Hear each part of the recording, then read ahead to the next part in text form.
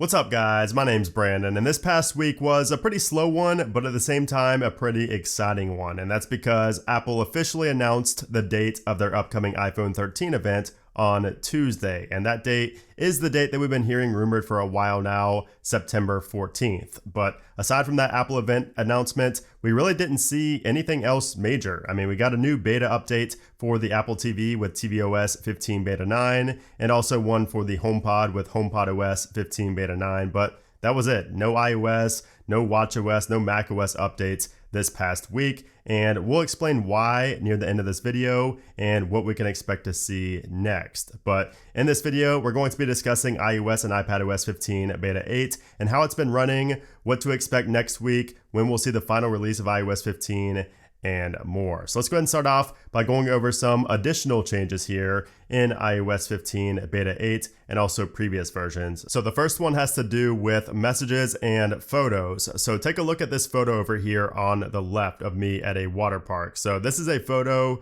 that I never saved myself, but it was sent to me in a message, hence the little glyph icon down there of the messages application. And if we tap on this, you can see down here, it shows save shared photo. So that proves also that I never saved this photo, but yet it's showing up in my albums. And then also up here, it shows who sent that message inside of the messages application. And also if you tap on that, it will take you to that specific section in your messages thread where that photo was sent, which I thought was really cool, and I never covered this again here on the channel. So just a cool little feature I just recently discovered. And by the way, I did also notice that there seems to be some AI behind this, because not every single photo that gets sent in messages actually shows up in your recents right here. So I'm not sure, what causes them to show up in here and what causes others to not, but it seems like the ones you really care about actually show up, and others like memes and things like that don't actually show up in your photos, which is pretty fascinating. Now, I've also recently started noticing some more changes inside of the Maps application, and this is definitely going to be one of those features in iOS 15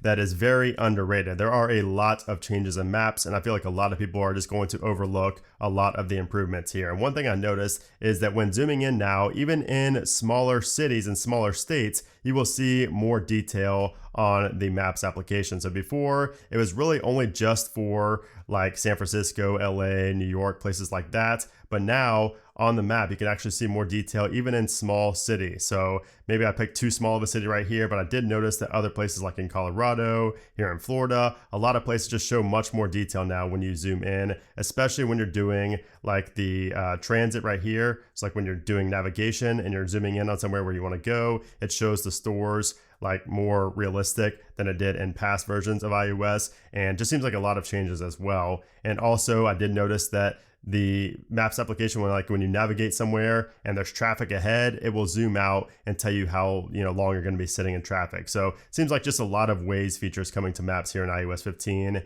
it seems like the detail is just getting better as well. But aside from those few changes, there's really nothing else to report on here with iOS 15 Beta 8. And there are plenty more features in iOS 15, but I'm saving those for my big iOS 15 What's New video, which will likely be over an hour long this year. So make sure you guys get your popcorn ready for that. There are going to be a ton of changes. I believe there's like over 350 changes that I found here in iOS 15. So I'm not going to cover every single one of them. I'm going to save some for the video, but I did cover most of them here on the channel throughout these beta stages. Now, as far as bugs and bug fixes go, a lot of people recently have been complaining about their storage on their iPhone. So for some reason, there seems to be a storage bug for some people, and it shows like inaccurate information about how much storage you're using or how much is available. So I've seen a lot of this really ever since iOS 15 Beta 1. So I do not think this is a bug with like Beta 6, 7, or 8 or anything like that. This happens pretty much every year, and that could have something to do with your phone just not indexing everything properly. So you may just need to take some time or reboot your device or whatever, but I've not had any issues with iPhone storage. So there are some times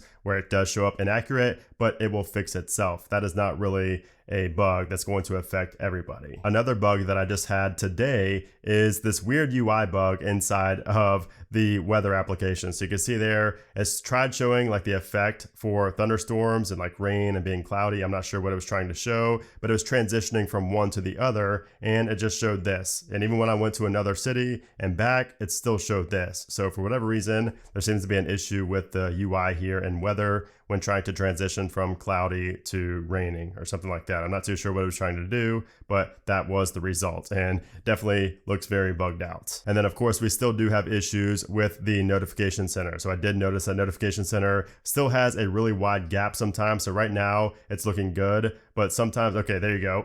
I have not seen that one, and that was not even what I was talking about, but take a look at the overlapping notifications right there. So definitely a bug, and there's also a big gap right here, which was what I was trying to show. So still some issues inside the notification center, even still here on beta 8. But as far as more major bugs like Twitter crashing, that appears to be fully fixed here in beta 8, and also thanks to the recent Twitter app updates in the App Store. So as long as you have your Twitter up to date, you should not be having any crashing anymore here on iOS 15, even on the betas. And of course, once the final comes out, you won't have any issues with that crashing. Now, there are also banking applications starting to get updated in the App Store that actually show in the description, like the changelog, it shows that they are being updated to support iOS 15. Now, mine personally, I still don't have, my banking application hasn't been updated in like 5 or 6 months, I believe. So I'm not that lucky, but some of you guys are having your banking applications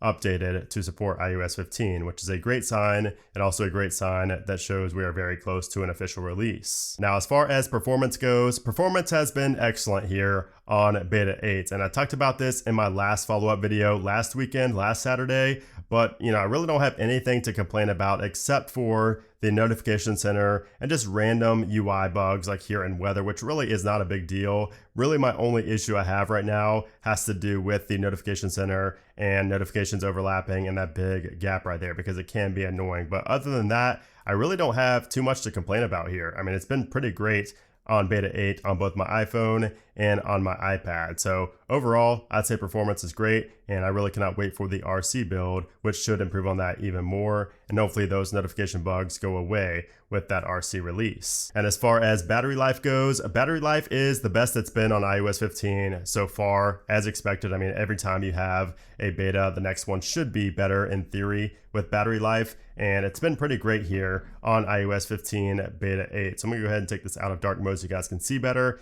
And if I go to my main phone here, my 12 Pro, take a look at my battery, you can see I do use my phone quite a bit, testing out a lot of things, but you can see here, this is what I was using today. Battery life, pretty great. I mean, overall, as much as I'm using it, you can see there, almost 9 hours of screen on time and over 10 hours of screen off time. It's mostly like music and Waze and things like that, taking up my battery life, but pretty solid overall. I mean, really nothing to complain about with the battery life, but I would not expect it to get any better with like the RC build. I don't think that's going to improve battery life. I think that's going to come in the next few major point updates like 15.1, 15.2, 15.3. That's when we can start to see potential improvements in the battery life if you are still facing battery drain issues. All right, so now let's go ahead and talk about next week. So let me go ahead and pull up the calendar right here, because we are very close to Apple's September event, the best event of the year. We will be seeing that right here on Tuesday, September 14th. And on that day, we can expect to see the brand new iPhone 13 models announced. So the iPhone 13, the 13 mini, 13 Pro, and 13 Pro Max. So I did make a video talking about what you can expect to see specifically in those models. I will link that video up in the cards and down in the description below.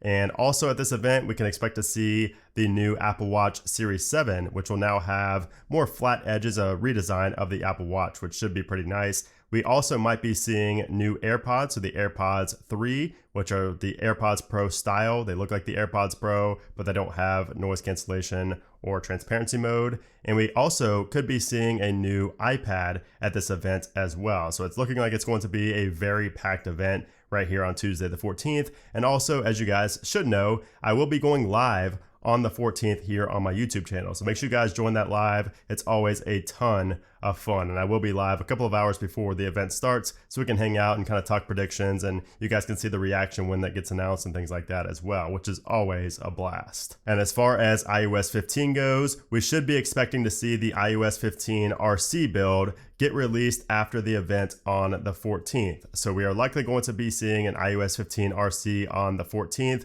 After the event, it's always possible to have the RC come the next day as well, but it's most likely going to be coming the day of the event, just afterwards. Now, as far as the final release, I did talk about this over on Twitter, so if you guys follow me on Twitter, you know what I talked about. But last year with iOS 14, that was the first time that Apple pushed out the official release a day after the RC build. It usually does not happen that way, so that could have just been an anomaly because of the crazy year that 2020 was with COVID and things like that. So I would expect to see iOS 15, the final public release, the following week. So maybe the 21st through the 23rd. One of those 3 days, I think, is when we will see iOS 15 get released to the public. That way developers and public beta testers have a week to, sort out any bugs and report bugs and things like that. And not to mention, last year, a lot of developers were mad that the final public release went out just a day after the RC was released. So I don't think Apple's going to do that again, which means that we should see